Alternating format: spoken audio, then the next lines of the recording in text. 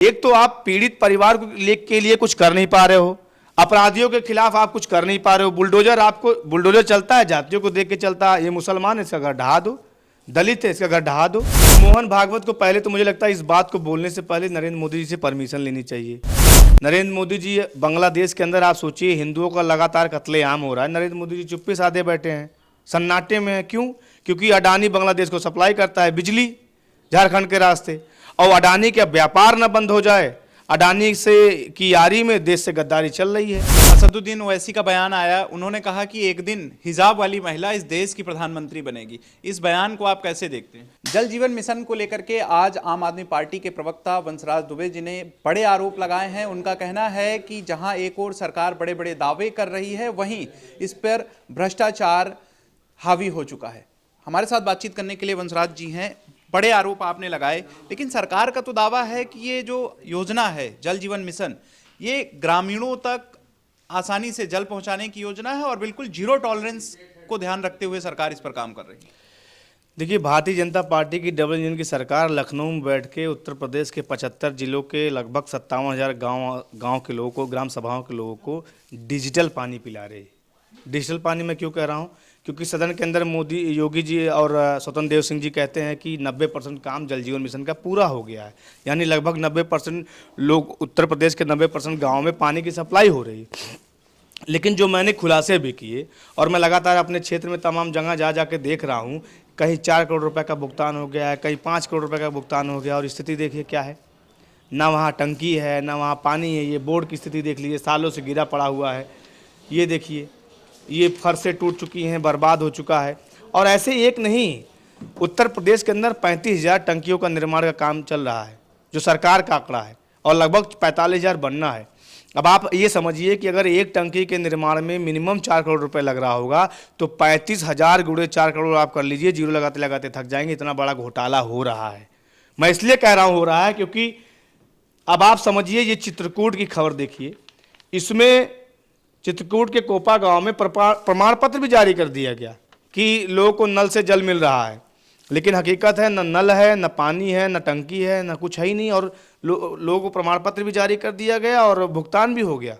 तो इस तरीके की जो लूट चल रही है उत्तर प्रदेश के अंदर, उसको लेकर हम लोगों ने प्रेस कॉन्फ्रेंस की आज, और हमने एक नंबर भी जारी किया है 9554000189 की उत्तर प्रदेश के लोग इस नंबर पे व्हाट्सएप करें अपने ग्राम सभाओं में जो भी टंकियों का निर्माण हुआ है, जो एक तरीके से भ्रष्टाचार की पुलिंदा खड़ा किया है भाजपाइयों ने, उसको लेकर आप भेजिए, और हम लोग निश्चित तौर पे आम आदमी पार्टी के लोग उतर कर इस पे संघर्ष करेंगे। जल जीवन मिशन आज सिर्फ और सिर्फ धनुगाही का अड्डा बना हुआ है भारतीय जनता पार्टी के राज में।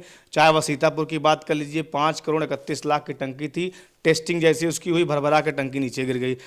लखीमपुर के अंदर बात करिए, टैंक के अंदर जैसे ही पानी भरा, वो टैंक जो है फट के फ्लावर हो गया।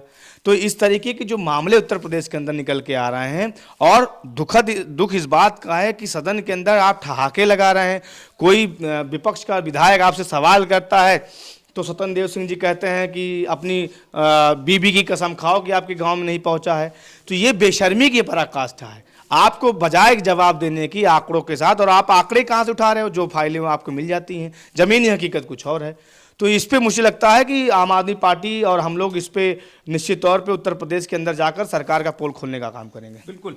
एक सवाल है, अभी मेरठ को लेकर के एक घटना हुई है, विपक्ष लगातार जो है सवाल उठा रहा है, लेकिन जो बुलडोजर है, विपक्ष की मांग है कि जो बुलडोजर है वो किसी वर्ग को, किसी जाति को देखकर चलता है। मेरठ की घटना पर कब चलेगा, इस पर आप क्या कहेंगे? वही मैं कह रहा हूं, देखिए, भारतीय जनता पार्टी का ये दोहरा चरित्र है।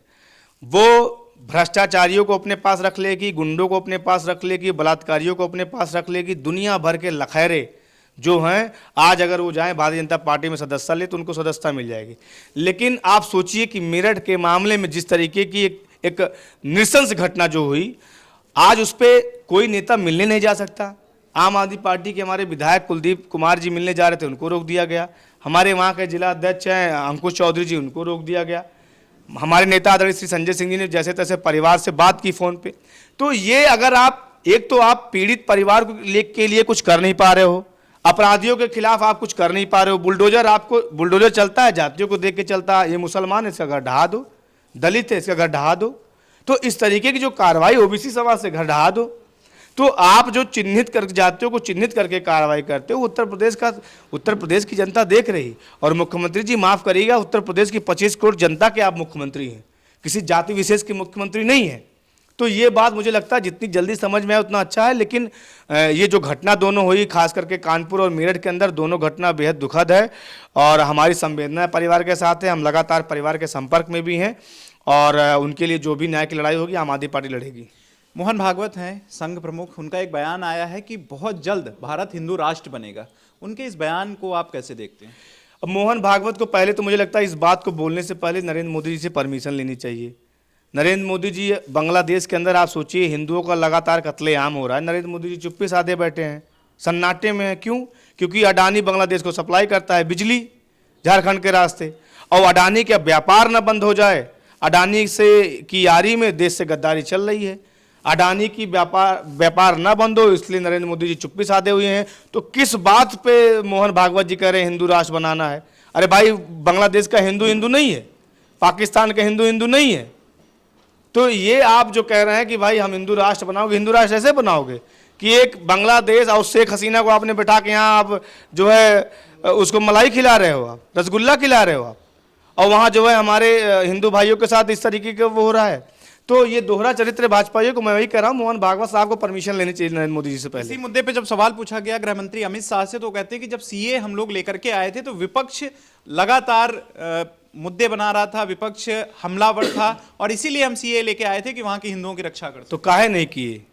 आज क्यों नहीं अमित शाह बोल रहे हैं? प्रधानमंत्री जी एक फुटबॉलर की उंगली में चोट लग जाता ट्वीट कर देते हैं, और बांग्लादेश में कत्लेआम हो रहा है उस पर चुप्पी साधे हुए हैं। मैं बता रहा हूँ ना आपको कि कोई मोटी दलाली देता है अडानी भाजपाइयों को, अब वो दलाली के चक्कर में सारा काम ढीला पड़ा हुआ है, बिजनेस व्यापार ना बंद हो जाए। तो ये मैं वही कह रहा हूँ, ये हिंदू जो करते हैं ये हिंदू के सगे नहीं है, ये सिर्फ और सिर्फ चुनावी हिंदू हैं। और बस चुनाव जैसे नज़दीक आएगा, बंगाल में चुनाव है, उत्तर प्रदेश में चुनाव है, तो अब एक जुमला छोड़ दिया। तो इनसे सतर्क रहिए। एक असदुद्दीन ओवैसी का बयान आया, उन्होंने कहा कि एक दिन हिजाब वाली महिला इस देश की प्रधानमंत्री बनेगी। इस बयान को आप कैसे देखते हैं? नहीं, मैं कह रहा हूँ भाई, हिंदुस्तान क्या है, हमारी यूनिटी इन डाइवर्सिटी की हम बात करते हैं, विविधता में एकता, और भारत की पहचान है हिंदू मुस्लिम सिख ईसाई। तो क्यों नहीं बन सकते हैं? ईसाई बन सकता है, हिंदू बन सकता है, मुसलमान बन सकता है, अगड़ा बन सकता है, पिछड़ा बन सकता है। ये आरएसएस का वो थोड़ी ना संस्था, थोड़ी ना है कि उसमें 100 साल हो जाएंगे लेकिन एक भी दलित आदमी प्रमुख नहीं बनेगा, एक भी पिछड़े समाज का आदमी प्रमुख नहीं बनेगा। हिंदुस्तान संविधान से चलेगा ना, नरेंद्र मोदी और योगी आदित्यनाथ के फरमान से थोड़ी चलेगा। तो कोई भी बन सकता है प्रधानमंत्री, इसमें कौन सी आपत्ति है किसी को? उनके ही इस बयान को कोट करते हुए देवकीनंदन ठाकुर कथावाचक हैं, उनका बयान आता है कि क्या पाकिस्तान में कोई तिलकधारी प्रधानमंत्री बन पाएगा? अलीगढ़ मुस्लिम यूनिवर्सिटी है, वहाँ क्यों नहीं किसी, वहाँ मस्जिद है, वहाँ क्यों नहीं मंदिर बनवा देते हैं? देखिए, आप इस बात को भी समझिए कि जो भी लोग कट्टरता की बात करते हैं, चाहे वह मुस्लिम धर्म में हो चाहे हिंदू धर्म में हो, वो समाज के लिए एक तरीके से नासूर हैं, जहर हैं वो। आप समझिए, वो चाहे ओवैसी साहब की बात कर लीजिए, वो चाहे जिनका आप साधु बाबा जी का नाम ले रहे हैं उनकी बात आप कर लीजिए, मैं सबकी बात कर रहा हूँ।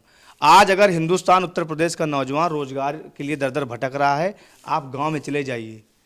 लड़का जब इलाहाबाद, लखनऊ, मेरठ पढ़ने जाता है तो बड़ी उम्मीदें लेके जाता है अपने कंधों पर माँ बाप की, कि नौकरी लेकर आऊँगा, सीना चौड़ा करके आऊँगा। लेकिन मिलता क्या है? धक्के, पेपर लीक पर पेपर लीक, पेपर। वो देवकीनंदन जी नहीं बोलते, क्यों? खुद तो मोटा माल लेकर और बड़ी बड़ी गाड़ियों से घूम रहे हैं। वैसी साहब क्यों बोलेंगे? उनको तो वही राजनीति सूट करेगी, इधर से मुस्लिम की बात करें, उधर से वो हिंदू की बात करें। हिंदुस्तान की तरक्की हो गई हिंदू मुसलमान की लड़ाई में। लेकिन हम लोग चाहते हैं मुद्दों की राजनीति हो, रोजगार की बात हो, ये जो लूट हो रही है इस पर बात हो, इसका ये पैसा किसके जेब से जा रहा है। तो ऐसी मुझे लगता है ऐसी बहस में पड़ना भी नहीं चाहिए। चलिए, बहुत बहुत धन्यवाद। तो ये थे हमारे साथ बातचीत करने के लिए वंशराज दुबे जी, जिनका कहना है कि मुद्दों की राजनीति होनी चाहिए, बेवजह के मामलों को भारतीय जनता पार्टी या फिर उनके जो सहयोगी हैं वो तूल देते हैं, उससे समाज में बंटवारा होता है, ऐसे मुद्दों से बचना चाहिए।